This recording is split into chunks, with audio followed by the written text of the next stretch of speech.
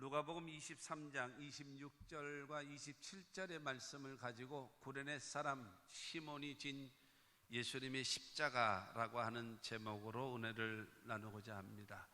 구레네 사람 시몬이 진 예수님의 십자가.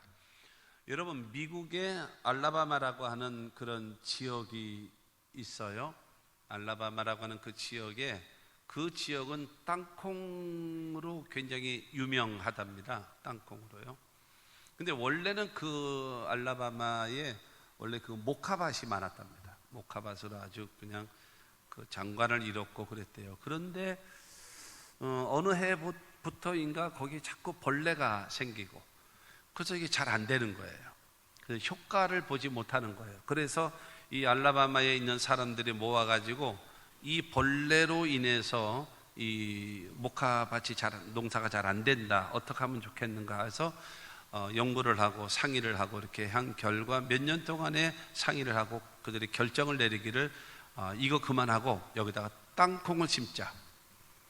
그렇게 됐어요. 땅콩을 심자. 그래가지고 땅콩을 심기로 했대요. 근데 그 땅콩을 심으니까 그 벌레로 인해서 아무 해가 없는 거예요.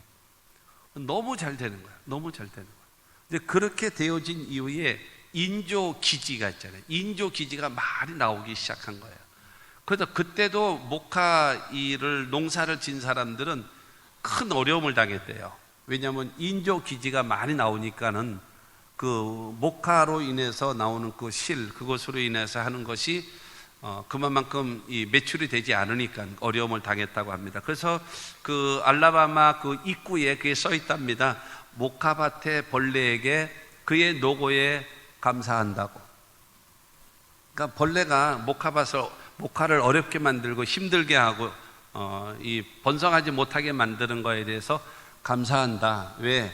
그거로 인해 우리가 땅콩밭으로 바꿨기 때문에. 그래도 오히려 더 잘 됐기 때문에 감사하다라고 하는 겁니다.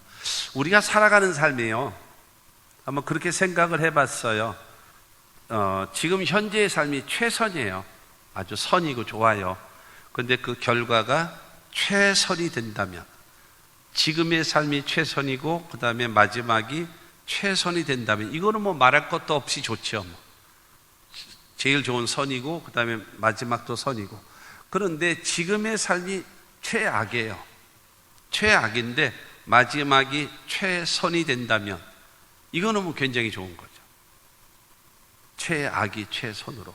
그런데 지금의 삶이 최선이 돼 있는데 점점 쇠퇴해 가면서 최악으로 떨어진다면 이거는 이제 곤란해지는 거죠. 이건 곤란해지는 거죠. 그런데 이제 더 형편없는 거는 지금도 최악이고 그다음에 변화도 없고 결과도 최악이다. 이러면 뭐 이거 대책이 없는 거겠죠. 그러니까 1번처럼 최선, 그다음에 마지막도 최선.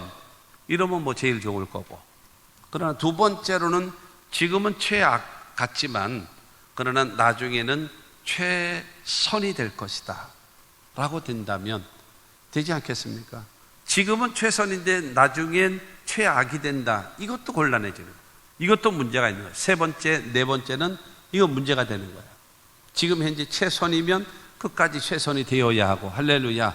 그다음에 지금이 최악이 됐다 할지라도 여러분 나중에 가서 최선으로 바뀔 수 있는 그와 같은 은혜가 우리 가운데 있게 되기를 주님의 이름으로 축원합니다. 여러분, 그렇게 어떻게 될 수 있을까요? 인생 역전이라고 하는 것이 가능할까? 여러분, 그런 거 있지 않겠습니까? 뭐 인생 역전 해가지고 로또 복권, 어림없는 소리입니다. 어느 분이 그랬대잖아요. 로또 복권 당첨돼가지고 이게 당첨이 되면은 건축원금 내겠습니다. 그랬더니 그 목사님이 그러셨대요. 그 로또 복권이 얼마냐고. 그거를 그냥 내라고 그랬대요. 그거를 그냥 내라고. 당첨돼가지고, 그러니까 벼락 맞는 것보다 어렵대요. 이게 맑은 날에 벼락 맞는 것보다 더 어려운 것이 로또 복권이랍니다. 여러분, 로또 복권이 우리 인생 역전을 시켜놓은 것이 아니라 우리는 로마서 8장 28절의 말씀을 알고 있고 믿고 있습니다. 우리가 알거니와 하나님을 사랑하는 자 곧 그의 뜻대로 부르심을 입은 자들에게는 모든 것이 합력하여 선을 이루느니라. 할렐루야. 하나님을 사랑하는 사람에게요. 그 다음에 하나님의 뜻에 부르심을 받고 일하는 사람에게 모든 것이 합력해서, 협력이라고 하는 것은 힘을 모으고 지혜를 모으고 능력을 모으고 그 가능성을 모으고 모아서 그거는 협력이죠. 합력이라고 하는 것은 모든 것을 여러분 어려운 일, 좋은 일, 슬픈 일, 기쁜 일 다 모으고 모아서 아름다운 작품을 만들어내는 것이 합력하여 선을 이루는 겁니다. 마치 이렇게 꽃꽂이 같은 경우를 보게 되어지면 갖가지 종류의 이런 꽃들을 놓고 색깔도 다르고 모양도 다른 이런 것들을 놓아서 잘 조화를 이루어서 잘 그걸 맞춰서 아름다움을 만들어내는 것처럼 하나님께서는 여러분 우리가 하나님을 사랑하게 되어지고 하나님이 하시고자 하시는 일에 쓰임받는 자가 되어지면 우리 모든 삶을 하나님께서 합력하여 선을 이루시는 그 역사를 우리에게 나타내 보여주실 줄로 믿습니다. 오늘 말씀은 구레네 사람 시몬이라는 사람이에요. 별로 이 관심이 없는 사람 중에 한 사람이고 별로 다루지 않는 그런 사람 중에 한 사람일 것입니다.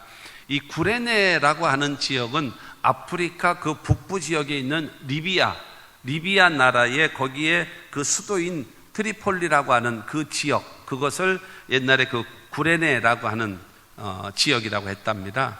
그런데 그곳에 이제 디아스포라라고 해가지고 흩어져 있는 유대인들, 그러니까 유대인들이 각기 지역에 전 세계로 흩어져서 생활하는 그런 경우가 많이 있는데, 그래서 거기에 회당이 있을 정도로 유대인들이 많이 있었다라고 하고 있습니다. 오늘 말씀 보게 되어지면 이 사람이 예수님의 십자가를 대신 지고 올라가는 거예요. 한편으로 봐서는 억세게 재수 없는 거죠. 억세게 재수 없는 거죠.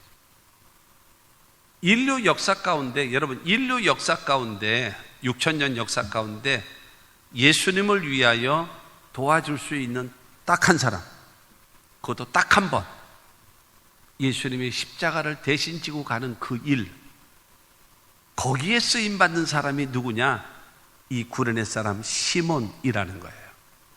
결과론적으로 보게 되어지면 아까 최선에서 최선, 그 다음에 최악에서 그 다음에 최선 이 얘기했는데, 이 사람 구레네 사람 시몬 같은 사람은 그 십자가를 짐으로 인해서는 바로 무엇인가 하면 최악과 같은 상황,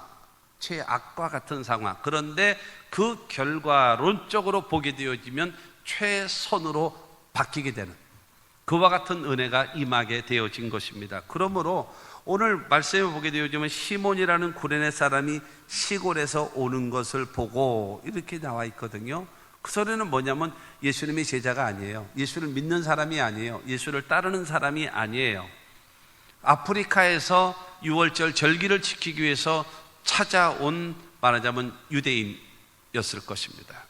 구레네라고 하는 그 지역에 살고 있는 구레네 사람 시몬이라고 하는 사람이 오게 되어진 것입니다. 그가 예수님의 십자가를 대신 지고 그 길을 가는 사건, 아주 짧은 사건, 여러분 많은 절수를 가지고 그를 소개하지도 않아요. 시골에서 올라온 구레네 사람 시몬이 예수를 대신하여 십자가를 지고 골고다까지 올라가는 사건을 말씀하고 있는 것입니다. 첫째로 예수께서 져야 할 십자가입니다. 이 종려주일과 고난주간을 맞이해서 여러분 바로 예수 그리스도께서 져야 할 십자가가 무엇인가, 누가복음 23장 23절과 25절에 보면 그들이 큰 소리로 재촉하여 십자가에 못 박기를 구하니 그들의 소리가 이긴지라. 이에 빌라도가 그들이 구하는 대로 하기를 언도하고 그들이 요구하는 자 곧 밀란과 살인으로 말미암아 옥에 갇힌 자를 놓아주고 예수는 넘겨주어 그들의 뜻대로 하게 하니라. 이스라엘의 종교 지도자들이 예수를 고발한 겁니다.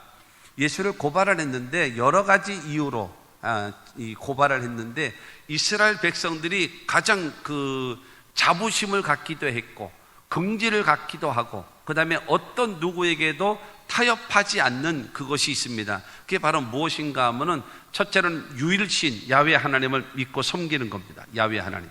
그 다음에 두 번째로는 모세의 율법, 이것을 가지고 있어요. 이것에 대한 굉장한 자부심을 갖고 있습니다. 그 다음에 세 번째로 하나님의 성전, 성전에 대한 자부심. 그러니까 이 세 가지인데 바로 예수님을 이 세 가지다 다 그냥 걸어버린 거예요. 신성모독이다. 왜냐하면 하나님과 자기를 동등되게 여겼다.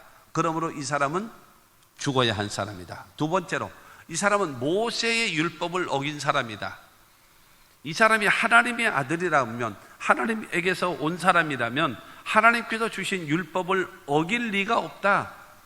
어떻게 안식일은 쉬면서 하나님께만 예배 드려야 되는데 안식일날 어찌하여 병든 사람을 향하여 걸어가라고 하느냐. 이거는 이 율법을 어기고 안식일법을 어긴 자이기 때문에 이 사람은 사형에 해당된다라고 얘기하는 거예요. 그리고 세 번째로는 이 성전을 짓기 위해서는 46년이 걸렸다. 그런데 예수님께서 이 성전을 헐라 내가 사흘 안에 세우리라 하신 것을 가지고 탁 걸은 겁니다. 예수님은 성전된 자기의 몸을 비유로 말씀하셨는데 그들은 문자적으로만 그냥 그대로 했던 그 입에서 나오는 말을 문자적으로 해석해가지고 46년 동안 지었던 이 성전을 허물면 3일 동안에 다시 진다고 했다. 신성 모독인데다가 그 다음에 율법을 어긴 데다가 성전을 모독했다라는 거죠. 그러므로 이 사람은 십자가에 못 박으셔야 합니다 라고 하면서 이 빌라도에게 넘긴 겁니다. 빌라도가 아무리 예수님과 대화를 해보고 신문을 해봐도 십자가에 죽일 만한 죄가 없는 거예요.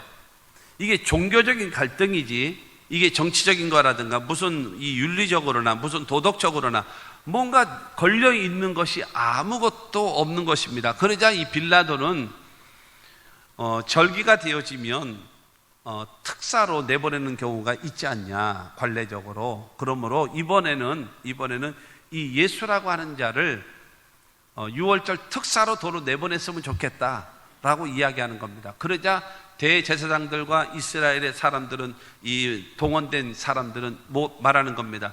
예수를 십자가에 못 박으소서. 이 사람이 무슨 죄를 졌냐, 뭐 때문에 죽여야 되느냐라고 이야기를 하는 겁니다. 그래서 차라리 우리에게는 바라바, 강도, 밀란을 일으킨 그를 내놓을지라도 예수는 십자가에 못 박으셔야 합니다라고 그들은 외치고 있습니다. 그러면서 말하는 겁니다. 당신이 유대인의 왕이라고 자칭 얘기하고 있는 저 예수를 살려준다면 당신은 가이사 황제의 반역자입니다. 당신이 이 예수를 죽이지 않고 살린다면 우리는 가이사 황제에게 당신은 고발할 거예요. 반역자라고. 왜냐? 유대인의 왕이라고 자칭하고 있는 그를 살려줬다라고 얘기하는 것은 로마 황제에 대한 반역입니다 라고 얘기하는 거예요. 그러자 여러분 빌라도는요 꼼짝 못하는 거예요. 두 손 두 발 다 드는 거예요. 전혀 거기다 더 이상 대응할 것이 없어요. 왜냐하면 자기를 반역죄로 고발을 한다고 하니까 더 이상 말할 수 있는 거리가 전혀 여러분 없었던 것입니다. 그래서 결국에는 바라바를 내주게 만들고 그 다음에 예수를 십자가에 못 박으라고 내보내고 말았던 것입니다. 마태복음 26장 53절 말씀 보면은 너는 내가 내 아버지께 구하여 지금 12군단 더 되는 천사를 보내시게 할 수 없는 줄로 아느냐. 저게 무슨 말이냐 하면은 겟세마네 동산에서 가룟 유다와 더불어 로마 병정들과 유대인들의 하속들이 와서 예수를 잡아가잖아요. 그때 베드로가 나름대로 지가 수제자라는 그런 마음을 가지고 칼을 끄집어냈습니다. 칼을 끄집어내고 덤벼라, 내가 내 스승 예수를 지켜야 되겠다라고 칼을 들고 이제 설치는 거예요. 그래가지고 한 사람 그 제사장의 종 말고의 귀를 잘라버렸습니다. 그러면서 그들을 대항하면서 예수를 지키려고 하는 그 모습을 보고 그때 예수께서 하신 말씀이 내가 아버지께 구해서 하늘에 있는 12군단 되어지는 천군 천사를 보내서 이들을 싹 몰아내는 거 못할 줄 아느냐? 할 수 있다. 만약에 그렇게 해버리면 하나님의 뜻을 어떻게 이루겠냐? 그 길을 가자. 그 길을 가는 것이다 라고 하면서 예수님께서 순수히 여러분 그들에게 잡혀서 가시게 된 겁니다. 그러고 나서 예수님은 십자가를 지러 가시게 됩니다. 그런데 로마서 3장 23절과 24절 말씀 보면 모든 사람이 죄를 범하였으며 하나님의 영광이 이르지 못하더니 그리스도 예수 안에 있는 속량으로 말미암아 하나님의 은혜로 값없이 의롭다 하심을 얻은 자 되었느니라. 할렐루야. 아담과 하와의 후손된 모든 인류들은 죄 가운데 태어나서 죄 짓고 살다가 죄값으로 죽어서 영원히 멸망할 수밖에 없는 그런 존재이지요. 그러므로 인해서 하나님의 영광이 이르지 못해요. 어떤 누구도. 로마서 3장 10절처럼 의인은 없나니 하나도 없다라고 말하고 있고, 지금 23절 말씀처럼 모든 사람이 죄를 범했으며 하나님의 영광에 이르지 못한다라고 말씀하고 있습니다. 그러나 하나님께서 예수 그리스도로 말미암아서 속량으로 말미암아, 속량이 바로 무엇입니까? 죄값을, 인간은 그 값을 지불하고 사는 겁니다. 인간은 죄로 인하여 멸망할 수밖에 없는 자이기 때문에 여러분, 예수께서 대신 죽는 거예요. 죄의 값은 사망이기 때문에요. 그리고 피 흘림이 없은즉 사하심이 없다고 했기 때문에 예수님은 피 흘려 십자가에 못 박혀 죽으셔야 인류를 대신해서 죽으시는 것이 되는 것입니다. 그러므로 예수님께서 우리의 죄값을 지불하고 우리를 속량하시기 위하여, 자유를 주시기 위하여, 하나님의 자녀되게 하기 위하여 예수께서 가신 그 십자가라는 사실을 믿게 되기를 바랍니다. 하나님께서 인간에게 주신 가장 큰 선물이 무엇인가? 예수 그리스도입니다. 할렐루야. 여러분, 하나님께서 그 예수 그리스도를 통하여서 저와 여러분들에게 구원의 길을 열어주셨다는 사실을 믿게 되기를 주님의 이름으로 축원합니다. 한 번은 예수님께서 제자들과 함께 가이사랴 빌립보라는 지역에 갔습니다. 그 가이사랴 빌립보 지역인데 거기를 가이사랴를 붙였습니다. 가이사랴를 붙인 이유가 로마의 여러분 수도인 가이사랴에 있는 모든 신전, 그 다음에 좋은 건물, 그 다음에 좋은 그런 유흥시설, 이런 것들을 그냥 이 헤롯 왕이 로마에게 아부를 하기 위해서, 자기의 권력을 더 유지하고 그 다음에 아부를 하기 위해서 그 빌립보 지역에다가 가이사랴 거기 시내를 그냥 갖다가 놓은 것처럼 그냥 그야말로 잘 만들어 놓은 겁니다. 그러므로 가이사랴 빌립보 지역이라고 하는 것은 아주 호화찬란한, 아주 최첨단의 도시와 같은 곳입니다. 근데 거기에 예수님이 제자들과 함께 거기 간 겁니다. 그러니까는 예수님이 계시고 앞에 12명의 제자들이 있는 거예요. 예수님의 뒤에는 가이사랴라고 하는 그런 신전이 있고 그런 좋은 시설이 있고 그 다음에 좋은 것이 있어요. 그러니까 그 뒤에는 너무 찬란하죠. 아주 그냥 그 너무나 좋고 아주 최첨단의 도시의 모습, 그런 신전, 아주 그 큰 신전을 가지고 있는 그곳 앞에 초라하게 생긴 예수가 앉아서 얘들아, 사람들이 나를 누구라고 하느냐 묻습니다. 한심하기 짝이 없죠. 가이사랴 빌립보 지역에서 큰 신전과 최첨단의 그 당시에 여러분 문화시설을 가지고 있는 그것을 배경으로 하고 앉아가지고 예수님께서 사람들을 나를 누구라고 하느냐. 그때 제자들이 말합니다. 사람들이 예수님을 향하여 엘리야라고 하는 사람도 있고요, 어느 사람은 침례 요한이라고 하는 사람도 있고요, 어느 사람은 예레미야라고 하는 사람도 있고요, 어느 사람은 선지자 중에 한 사람이라고 한답니다. 그래요. 침례 요한이라고 하는 것은 최고의 개혁자입니다. 그 다음에 엘리야라고 하는 것은 최고의 능력자입니다. 예레미야라고 하는 것은 최고의 위대한 스승을 말합니다. 선지자라고 얘기하는 것은 하나님의 말씀을 전하는 자라는 겁니다. 예수님에 대한 평가는 굉장히 좋은 겁니다. 상한가죠. 상한가. 굉장히 좋게 여겨지는 겁니다. 그러나 무엇을 잃어버렸는가 하면 가장 중요한 핵심을 잃어버린 거예요. 핵심. 그러자 예수님은 물으십니다. 너희는 나를 누구라고 하느냐? 너희들의 생각은 어떠냐?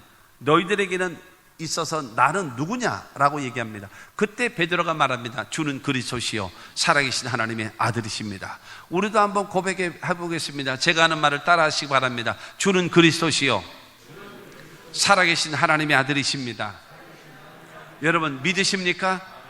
여러분, 우리도 이와 같은 고백을 통해서 주님과 우리와의 관계를 바르게 고백되어져야 될 줄로 믿습니다. 여러분, 예수님께서 이 고백을 들으시자 너무너무 좋으신 겁니다. 바요나 시몬아, 내가 복이 있도다. 이를 알게 한 자는 혈육이 아니요 하늘에 계신 내 아버지시니라 하면서 칭찬해 주시고, 내 이름의 교회를 세우리니 음부의 권세가 이기지 못하리라. 강력한 보장. 그리고 하나 더, 내가 천국 열쇠를 내게 주노니 땅에서 매면 하늘에서 매이고 땅에서 풀면 하늘에서 풀릴 것이다 라고 그렇게 칭찬하셨어요. 그러니까는 칭찬하셨죠. 그 다음에 강력한 보장으로 음부의 권세가 이기지 못하게 하신다고 하셨지요. 그 다음에 천국 열쇠까지 주시는 놀라운 하나님의 축복이 뭐 하나예요? 고백과 함께 이루어진 겁니다. 그러자 예수님의 제자들도, 우리도 그렇게 고백합니다. 예수님은 그리스도이시고요, 살아계신 하나님의 아들이십니다 라고 얘기해요. 그런 말씀이 지난 다음에, 맞아, 내가 메시아다, 내가 그리스도다, 내가 하나님의 아들이다, 하나님의 아들이고 그리스도이고 메시아인 내가 가야 할 길이 있다, 해야 할 일이 있다. 그게 바로 무엇인가? 마태복음 16장 21절입니다.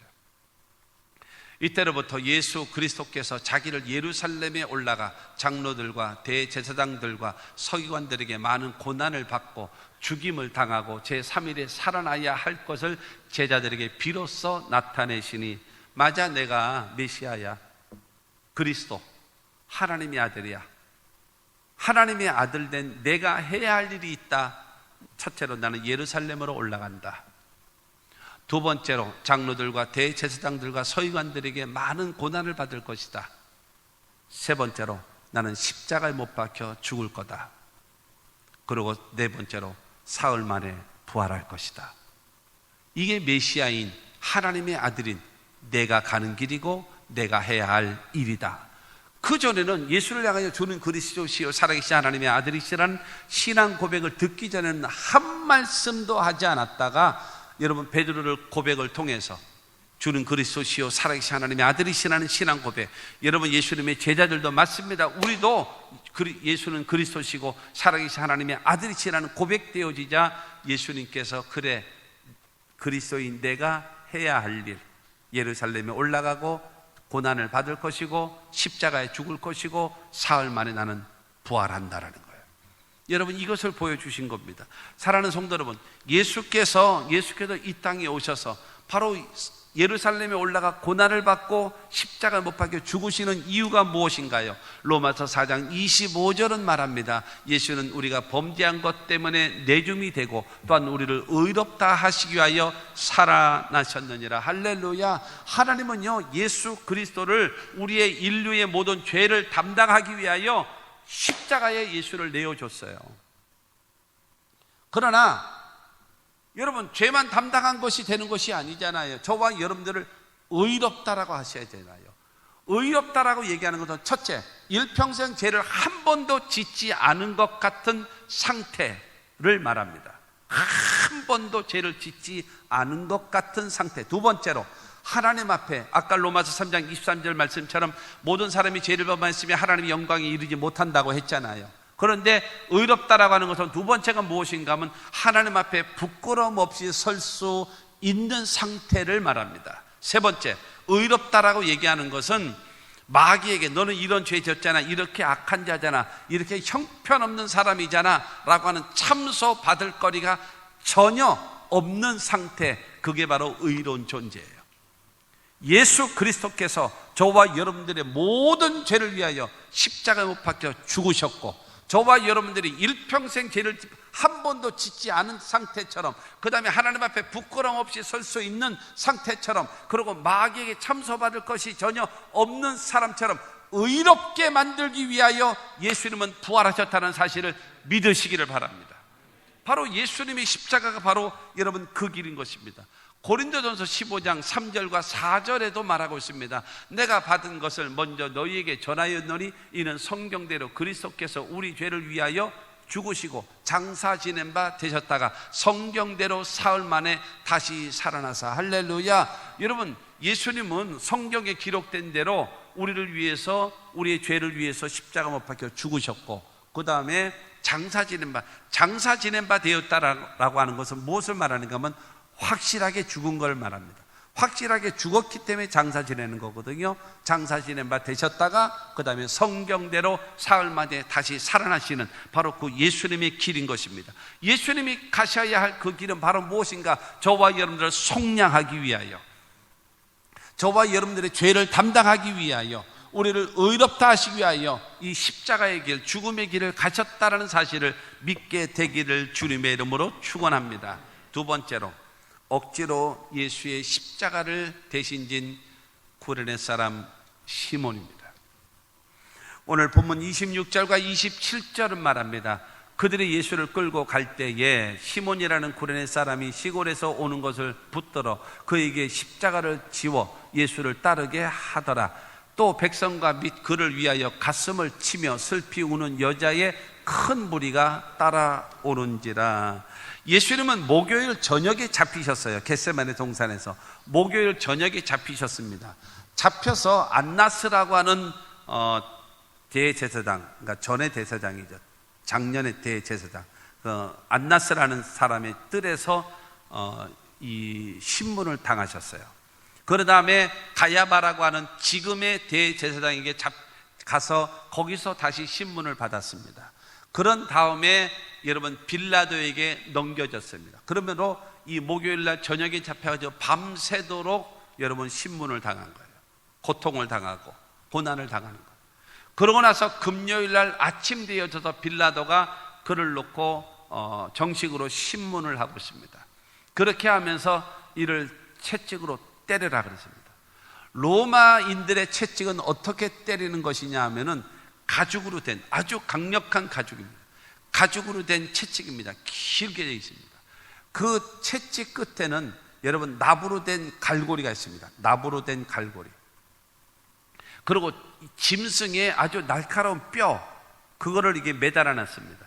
그래가지고 그 채찍을 잡고 내리치게 되어지면, 그러면 그 채찍이 그 몸을 때리고, 그 다음에 그 채찍에 있는 그 줄이 여러분 그 몸을 휘감고 나서 여러분 예수님의 신체 몸에 확 박히는 겁니다. 갈고리처럼 되어져 있는 그 납덩어리와 여러분 짐승의 뼈들이 예수님의 몸에 박히는 겁니다. 그 다음에 채찍을 탁 낚아채는 겁니다. 낚아채게 되어지면 그 붙잡고 있었던 살점이 그냥 그대로 통째로 뜯어져 나오는 겁니다. 그렇기 때문에 성경에 보면 사도 바울도 말하지 않았습니까? 40에 하나 감한 매를 3번이나 맞았고 이랬거든요. 40대는 때리지 않습니다. 왜냐하면 40대를 때리면 거의 모든 사람이 죽어버리는 거예요. 거의 죽어버리는 거예요. 그렇기 때문에 얼마를 때리는가 하면 39대를 때립니다. 39대를 때리면 무엇인가 하면 거의 죽여놓은 거예요. 그냥 서는 있지만 이게 서 있는 게 아니에요. 살아는 있지만 살아있는 것이 아니에요. 한 대만 더 그렇게 때리면 죽어버리는 거예요. 그 정도로 여러분 예수님에 대한 심한 고난, 이 채찍이 맞았다고 해가지고 여러분 등허리 몇 대 맞은 거 이것이 아니라 온몸을 갈기갈기 찢어놓는 거예요. 다 뜯어놓는 겁니다. 뜯어놓는 거예요. 그래서 사람이 죽어버리는 거예요. 살에 박혀서 잡아떼버리면 그냥 살점이 그대로 통째로 그냥 빠져나가는 거예요. 여러분 이렇게 39의 매를 맞는 거예요.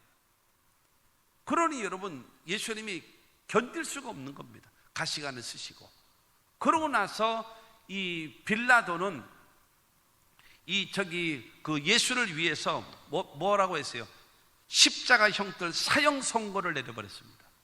그렇기 때문에 로마 병정들이 빌라도의 명령에 따라서 예수를 골고다 그 언덕까지 데리고 가서 십자가에 못 박아야 합니다. 그런데 예수님은 어저께 저녁에 잡혀가지고 밤새도록 신문을 당하고 고난을 당하시고, 그 다음에 지금 39대나 되어지는 채찍이 맞아서 거반 죽어있는 상태, 자기 몸을 가누지 못하는 상태까지 여러분 이르게 되어져서 그 무거운 십자가를 지고 올라가는 건 감당할 수가 없는 겁니다. 예루살렘에 나중에 성지 순례를 가게 되어지면 예수님이 쓰러진 장소 해가지고 거기에다가 이렇게 이 돌로 이렇게 그려놓은 데가 있습니다. 거기에 모여서 거기 갈 때마다 그 십자가를 지고 가는 성지 순례 일행들이 그곳에 머물러서 기도하고 예수님이 십자가의 대속의 은혜를 생각하고 기도하고 감사하면서 그러고 올라가거든요. 예수님이 여러분 쓰러지는 겁니다. 그러자 여러분, 이 로마 군인의 입장에서는요, 예수가 가다가 죽게 생겼어요. 근데 예수가 가다가 죽으면 안 돼요. 왜냐하면 십자가 사형을 여러분 선고했기 때문에 반드시 십자가에 매달아 놓고 죽어야 돼요. 가다가 죽으면 안 되는 거예요. 로마 군인이 책임을 져야 돼요. 그렇기 때문에 여러분, 건장하게 생긴 구레네 사람 시몬이 시골, 아프리카 시골에서 올라와 가지고 그와 같은 광경을 놓고 이렇게 구경을 하고 있는데, 야, 너 나와, 이리 와. 이 십자가 대신 지고 이 예수를 따라가 하고 여러분 강제로, 그야말로 억세게 재수없게, 억세게 운이 없는 거죠. 여러분, 그 십자가를 지고 예수를 따라서 가라고 얘기하는 겁니다. 십자가라고 얘기하는 것은 로마 사람들이 가장 첫째로 반역자들, 두 번째로 극악무도한 사람, 아주 강력한 이 강도와 같은 사람들, 이 사람들을 죽이는 가장 처절하고 가장 고통스럽고 가장 어렵게 만드는 바로 그것이거든요. 평상시에 십자가는 어떻게 되어지는가 하면 못을 박습니다. 그러고 나서 매달아 놓고 말려 죽이는 겁니다. 옷은 빨가 벗겨놓고, 그러고 나서 그 십자가에 매달아 놔요. 매달기 전에 다 거반 죽게 만들어 놓고, 채찍으로 때려서 거반 죽게 만들어 놓고, 반역자들과 극악무도한 사람들을, 그래가지고 물과 피를 다 빠져나가게, 그러고 나서 죽이는 것이 십자가 형틀입니다. 그런데 이번에는 6월절이기 때문에 예수님은 십자가에 매달리신 지 3시간 만에 운명하셨어요. 근데 예수님과 함께 십자가에 못 박혀 죽었던, 그 같이 십자가에 매달렸던 그 강도는요, 살아있기 때문에, 죽질 않았고 살아있었기 때문에, 그래서 이제 그 다리를 분질러 버렸습니다. 왜냐하면 살아나도 다니지 못하게끔, 그래가지고 죽였습니다. 그러니까 어떤 면으로 봐서는 그 사람들은 빨리 죽은 거죠. 행복한 죽음인 거죠. 말이 좀 이상한 것 같지만, 예수님은 3시간 만에 십자가에 매달려 죽으셨거든요. 그런데 그러니까는 이 십자가를 대신 지고 갈 사람이 필요한 거예요. 그래서 로마 병정은 구레네 사람 시몬, 아마 등치가 많이 좋았었는가 보죠. 이거를 지고 따라가라고 말한 겁니다. 여러분, 이 구레네 사람 이 시몬은 그야말로 억세게 재수 없게 예수님의 십자가를 지고 비틀거리며 가고 있는 예수님의 뒤를 따라서 어디까지 올라가는가? 골고다까지 올라가는 겁니다. 그런데 예수님을 십자가에 놓고 그 다음에 이제 못을 박고 그 다음에 매달기 위해서 못을 박는데, 여러분, 다른 사람들 같으면 비명을 지르고 막 그냥 소리를 지르고 욕을 하고 난리가 날 텐데, 여러분, 이 예수는요, 아버지여 저들의 죄를 사하시옵소서, 저들은 알지 못하고 행하는 것입니다 라고 하면서 기도하고 있는 모습을 보게 된 거예요. 내가 다 이루었다, 아버지의 뜻을 다 이루었다 라고 말하고 있고, 여러분, 그러면서 아버지여 내 영혼을 아버지 손에 부탁하나이다, 생전 보지도 못하고 생전 듣지도 못했던 여러분 그와 같은 것을 하면서 예수님이 운명하시는 거예요. 예수님이 운명하시자 마태복음 27장 54절 말씀 보면은 백부장과 함께 예수를 지키던 자들이 지진과 그 일어난 일들을 보고 심히 두려워하여 이르되 이는 진실로 하나님의 아들이었도다 하더라.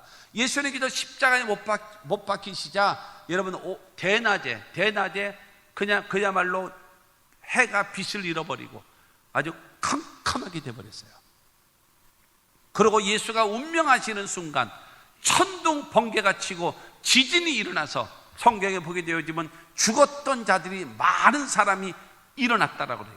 그러니까 사람들이 모두 다 두려워 떠는 거죠. 심히 두려워서 이런 진실로 하나님의 아들이었다라는 것을 다 보게 된 사람이 누구냐? 구레네 사람 시몬이라는 거예요. 여러분, 인류 역사 가운데 단 한 번, 한 사람만, 한 번만 예수를 위하여 십자가 못 박히는 그 길에 십자가를 대신 지고 간 사람이 누구냐? 바로 이 구레네 사람 시몬이라고 하는 것입니다. 시몬이 처음에는 여러분 치욕적으로 생각하면서 메고 갔었던 그 십자가는 하나님의 아들이신 예수께서 인류의 죄를 담당하시기 위하여 여러분 대속의 십자가라는 것을 알게 되어졌습니다. 여러분, 이 구레네 사람 시몬은 예수님의 그리스도의 고난에 같이 동참한 자입니다. 사랑하는 성도 여러분, 우리는 예수를 믿고 하나님을 섬기는 사람으로서, 그리고 직분을 가져서 하나님을 섬기는 사람으로서 하나님의 영광을 위하여, 하나님의 교회를 위하여, 영혼 구원을 위하여 구레네 사람 시몬처럼 여러분 그리스도의 고난에 동참할 마음은 없습니까? 하나님의 교회를 세우고 하나님의 영광을 나타내고 그 다음에 영혼 구원을 위하여 모이기를 힘쓰고 기도에 힘쓰고 하나님을 섬김에 힘쓰면 안 되십니까? 먹고 사는 일이 급하고 자존심이 더 급하고 내 생각이 더 급해서 온통 먹고 사는 일에만 온통 여러분 정신을 다 쏟고 주일날 한번 하나님 앞에 와 주는 것으로, 주일날 여러분 하나님 앞에 와 주는 것으로 신앙생활 다 했다라고 생각하십니까? 구레네 사람 시몬과 같이 여러분 주를 위하여 헌신하면 안 되겠습니까? 세 번째로, 주 안에서 택하심을 받은 구레네 사람의 시몬 가정, 그의 가정입니다. 마가복음 15장 21절에 보면은 똑같은 상황을 말하는데 마침 알렉산더와 루포의 아버지인 구레네 사람 시몬이 시골로부터 와서 지나가는데 그들이 그를 억지로 같이 가게 하여 예수의 십자가를 지우고, 여러분 이 알렉산더와 루포의 아버지 구레네 사람 시몬이라고 성경은 말하고 있어요. 이 알렉산더와 루포라고 여러분 말하고 있거든요. 이제 이 사람이 아프리카에서 왔다가, 그러니까는 예루살렘에 있는 사람도 아니에요. 아프리카에서 왔다가 구경하다가 딱 걸린 거죠. 그러고 나서 예수를 대신해서 십자가를 지고 억지로 강제로 선택의 여지가 없이 여러분 뜻하지 아니하는 사건으로 인해서 잡혀가서 그 예수님이 십자가를 지고 올라갈 수밖에 없습니다. 예수님이 죽으신 지 한참 세월이 지났습니다. 그런 다음에 사울이라는 사람이 예수 믿는 사람을 핍박하다가 예수를 만나게 돼서 여러분 사도 바울로 바뀌면서 복음을 전하는 사람으로 바뀌었습니다. 그래서 사도 바울이 일평생 복음을 위하여 선교하는 일에, 하나님의 일에 힘을 썼습니다. 그러다가 여러분 이 사도 바울이 이 노년이 돼서 로마에 있는 교회에 편지를 씁니다. 그게 로마서거든요. 로마서를 쓰는데 16장에 보게 되어지면 그 16장에 자기의 선교를 돕고 자기의 하나님의 일과 여러분 하나님의 그 섬기는 일을 도와준 그 사람들을 문안하라, 그 사람들을 인정해줘라, 그 사람들을 칭찬해줘라, 그 사람들을 높여줘라 하면서 편지를 쓴 사람이 24명이 나옵니다. 당신의 그 헌신이 천국에서 해같이 빛난다라는 여러분 그 찬송가 가사처럼 여러분 사도 바울의 선교와 하나님의 일을 위하여 적극적으로 협력했던 사람 24명이 나옵니다. 6명은 여자이고 13명은 로마의 궁중에 있었던 관련된 사람들이고, 어느 사람은 개인이, 어느 사람은 가족이, 어느 사람은 집단적으로 사도 바울을 도와준 사람들이라는 거예요. 그런데 로마서 16장 13절 말씀 보게 되어지면 주 안에서 택하심을 입은 루포와 그의 어머니에게 문안하라. 그의 어머니는 곧 내 어머니니라. 여러분 루포, 아까 알렉산더와 루포의 아버지 구레네 사람 시몬이라고 말하고 있습니다. 여러분 구레네 사람 시몬의 아들, 여러분 이 루포라고 하는 사람이 로마 교회의 여러분 중책을 맡고 있는 여러분 재직이었습니다. 그리고 구레네 사람 여러분 이 시몬의 부인된 자는 사도 바울의 영적인 어머니, 그러니까 지금으로 말하면 권사님들과 같이, 그래서 이 후배 성도들의 신앙을 잘 관리해주고 이렇게 섬기는 거다, 기도는 이렇게 하는 거다, 성도 관리는 이렇게 하는 거다 하면서 가르쳐 준 것처럼 여러분 이 구레네 사람 시몬의 부인은 사도 바울의 영적인 어머니 역할을 해준 사람이라고 여러분 사도 바울은 말하고 있는 겁니다. 여러분, 이 사도 바울이 선교하는 일에, 그 다음에 하나님의 일을 함에 있어서 이 로마서에 나와 있는 16장에 나와 있는 이 24명이 아니면 그 일을 하기가 어려웠을 것입니다. 그런데 이 정말로 헌신하는 사람들로 인해서 하나님의 일을 하게 되어졌는데, 13절에 나와 있는 이 루포와 그 다음에 그 구레네 사람의 여러분 부인인 그로 혁혁한 공을 감당했던 사람이라고 성경은 말하고 있는 겁니다. 여러분, 로마 교회의 중추적인 역할을 감당하는 일꾼이 돼서 하나님을 섬기고 교회를 섬기고 성도를 섬기는 여러분 루포라고 성경은 말씀하고 있는 겁니다. 여러분 기억하셔야 돼요. 초대교회의 재직, 사도행전 6장에 보게 되어지면 초대교회 최초로 재직을 세우죠. 재직을 세우는데 4가지의 조건이 있었습니다. 4가지의 조건. 이것은 사실은 지금의 한국 교회 우리 모든 성도들에게도 이것이 기준이 되어져야 됩니다. 그야말로 안수 집사 이상 되어지는 재직이 되려면, 교회의 중직이 되어지려면 이 4가지는 필수적으로 여러분 겸해야 합니다. 남자로서는 안수 집사고 여자로서는 권사가 되어지는 필수 조건, 사도행전 6장에 나와 있는 4가지의 조건입니다. 첫째가 성령으로 충만한 사람입니다.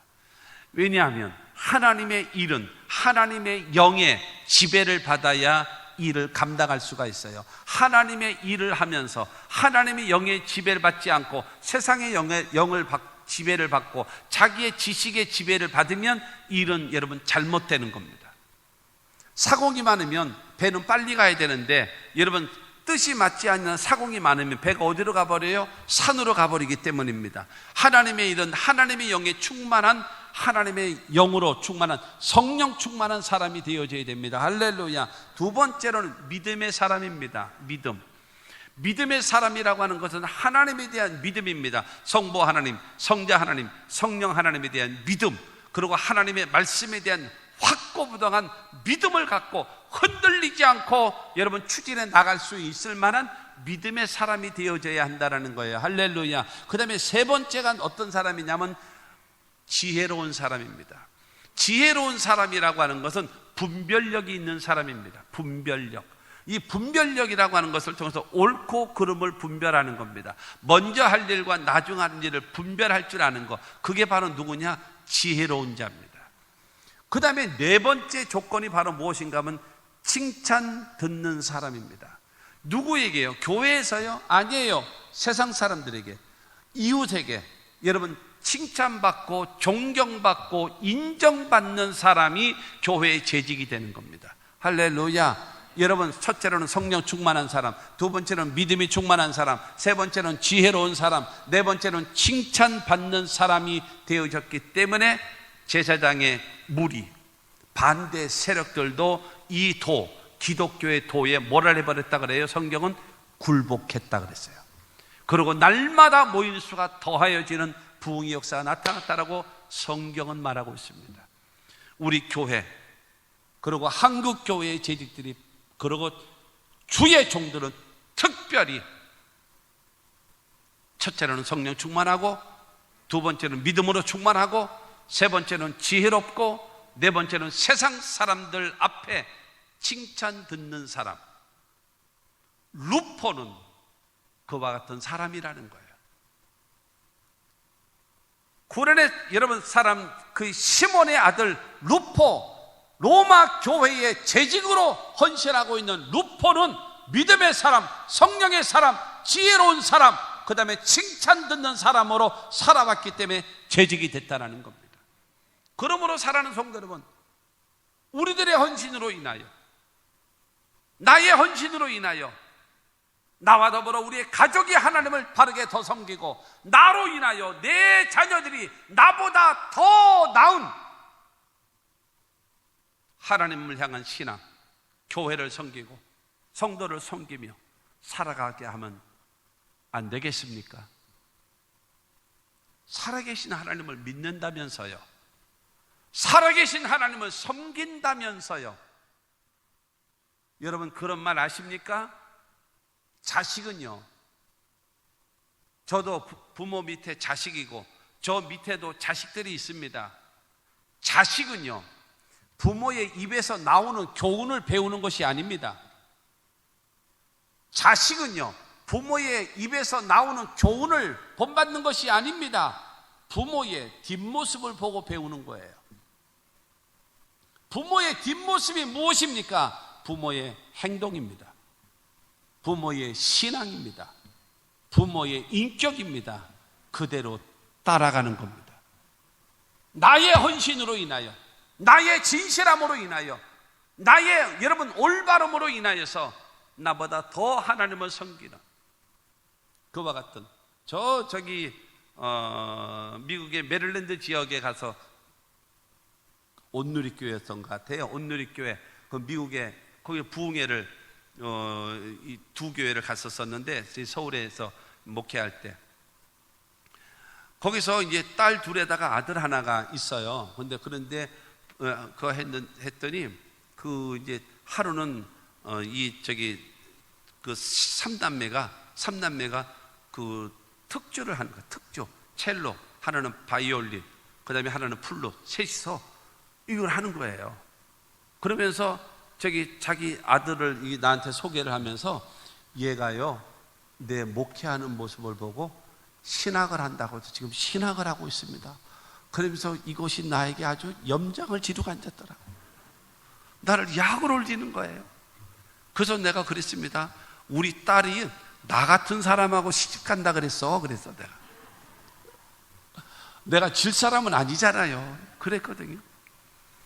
여러분, 부모가 하는 신앙, 부모가 믿는 신앙, 그 믿음을 자녀도 따라하고 싶고 나도 그 길을 가고 싶은, 여러분, 그런 거룩한 도전을 주는 사람이 되면 안 되겠냐 라고 하는 것입니다. 우리 모두가, 우리 교회의 재직들은 물론이요, 특별히 주의 종들은 더 말할 것도 없고, 여러분 한국교회 모든 재직들이 이와 같은 하나님의 은혜가 임해야 될 것입니다.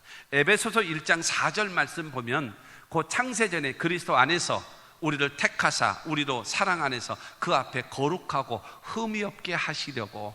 여러분 지금 로마서 16장 13절 말씀, 주 안에서 택하심을 입은 루포와 그의 어머니에게 문안하라 하지 않았습니까? 여러분 택하심을 얻은 거예요. 언제요? 주 안에서.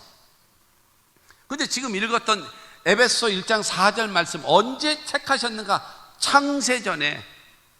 어디서 택하는가? 그리스도 안에서. 그리스도 안에서. 여러분 이 구레네 사람 시몬과 그의 아들 루포와 그의 부인과 모두가 언제 거듭나게 되어진가? 주 안에서 택하심을 입었다라고 말씀하고 있습니다. 그러므로 사랑하는 성도 여러분, 예수님의 십자가를 대신 지고 억세게 재수없고 억세게 운이 없다라고 생각하면서 지고 갔던 그 십자가로 인하여 온 가족의 구원함을 얻을 수 있는 그와 같은 은혜를 입었다라고 성경은 말하고 있는 것입니다. 사랑하는 성도 여러분, 예수 믿는 것 때문에 행복하십니까? 예수 믿는 것이 즐겁습니까? 내 기도하는 그 시간, 그때가 가장 즐겁다. 그렇게 신앙생활을 하십니까? 눈이 오나 비가 오나 바람 부나 천둥이 치나 내 몸이 부서지는 것처럼 아플지라도 나는 하나님께 예배해야 돼, 나는 하나님께 변함없이 기도해야 돼, 이러한 모습을 보이면서 남편에게 보이고 아내에게 보이고 자식에게 보이면서 신앙생활하고 있으십니까? 난 예수가 좋다호, 난 예수가 좋다호 하면서 신앙생활을 하십니까? 그래야 여러분의 가족이 우리 아빠는, 우리 엄마는 진짜구나, 신앙이 진짜구나, 살아계신 주님을 믿는 거구나, 저 예수는 믿을만 하겠다 해야 되지 않겠습니까? 내가 변덕을 부리고 기분 좋으면 할렐루야 놀렐루야 다 했다가 조금만 기분 나쁘면 입이 튀어나와가지고 믿네 안 믿네 여러분 허우적대고 앉았고, 여러분 그러니 가족들이요, 아이고 저 가짜 사이비. 왜요? 먼저 믿는 사람이 그 모양이니까 다른 사람이 하고 싶겠습니까? 여러분이 예를 들어서 식당에 갔는데 앞에서 뭐 먹는 사람이 젓가락으로 깔짝거리고 물에다 씻어서 먹고, 여러분 그거 먹고 싶습니까? 아니잖아요. 맛있게 땀을 뻘뻘 흘리면서 맛있게 먹으면 왠지 나도 먹고 싶잖아요. 예수 믿는 거를 먹는 거로 비유해서 안 됐습니다만은 그렇잖아. 여러분 예수로 인해서 행복하고 예수로 인하여 기쁘고 예수를 섬기는 것이 좋고, 아멘, 양심이 있어도 아멘도 안 하는 거 봐. 아멘. 여러분 그와 같은 신앙을 가져서 나 때문에 가족이, 나 때문에 자녀가 더 하나님을 섬길 수 있는 그와 같은 은혜가 있게 되기를 주의 이름으로 축원합니다. 요한복음 1장 40절과 41절 말씀 보면, 요한의 말을 듣고 예수를 따르는 두 사람 중에 하나는 시몬 베드로의 형제 안드레라. 그가 먼저 자기의 형제 시몬을 찾아 말하되 우리가 메시아를 만났다 하고, 메시아는 번역하면 그리스도라. 여러분 안드레는 원래는 침례 요한의 제자였었는데 예수가 지나가는 모습을 보고 세상 죄를 지고 가는 하나님의 어린 양이다라는 이야기를 듣자, 안녕히 계십시오, 저 예수를 따르겠습니다 라고 얘기하면서 요한과 안드레가 예수를 따라가는 겁니다. 그러고 예수를 여러분 찾아가서 그 뵙고, 아 이분은 진짜 메시아구나 알게 되고 깨닫게 되고 은혜 받게 되고 제자가 되어진 다음에 제일 먼저 한 일이 무엇인가? 자기 형 시몬, 나중에 베드로로 바뀌었지만 자기 형 시몬 찾아가서 와보라 내가 메시아를 만났다. 그러고 예수께로 인도해서 자기보다도 더 뛰어난, 자기보다도 더 앞서가는, 자기보다도 더 위대하게 쓰임받는 여러분 사도가 되게끔 인도한 사람이 안드레 아니겠습니까? 구레네 사람 시몬이 예수님이 가시는 그 길, 정말로 예수님을 도와야 할 사람이 필요할 때에 그는 억지로 여러분 억세게 재수 없다라고 생각을 하면서 십자가를 지었을지라도 억지로라도 십자가를 지었더니 그것으로 인하여 자기의 온 가족의 구원함을 얻게 되어진 것처럼, 사랑하는 성도 여러분, 우리들이 여러분 그 예수를 믿고 따라가야 되지 않겠습니까? 마귀는 도둑질하고 죽이고 멸망시키지 않습니까? 우리가 믿는 예수는요, 첫째로 생명을 주고 두 번째로 풍성한 축복을 주지 않습니까? 동의하십니까? 그렇다면 내가 그 예수를 믿는 것이 기쁘고 즐거워야죠. 그리고 그 예수를 전하며 살아가야죠. 나 때문에 온 가족이 예수를 믿고 섬길 수 있도록 만들어야 할 줄로 믿습니다. 그야말로 결론입니다. 첫 번째로 예수께서 져야 할 십자가는 바로 무엇인가 하면, 우리를 위해서, 우리의 죄를 담당하기 위하여, 우리를 의롭다 하시기 위하여 예수님께서 십자가를 지고 가시는 그 십자가의 길입니다. 그런데 두 번째로 억지로 예수의 십자가를 대신 지고 간 구레네 사람 시몬이 있었습니다. 넘어지고 쓰러지고 자빠지고 감당할 수 없는 그때에 여러분 구레네 사람 시몬은 자기 의지가 아니었습니다. 로마 병정에 의해서 억지로 마지못해서 그 길을 여러분 따라갔습니다. 그러다가 그 예수님께서 십자가에 죽으시고 운명하시는 이 모든 사건을 보게 되어진 다음에 그가 예수를 믿게 되어서 여러분 주 안에서 택하심을 받아 자기와 더불어 자기의 자녀들과 자기 부인과 온 가족이 예수를 믿고 하나님을 섬기는 사람이 되어졌다라고 성경은 말하고 있습니다. 우리가 억지로라도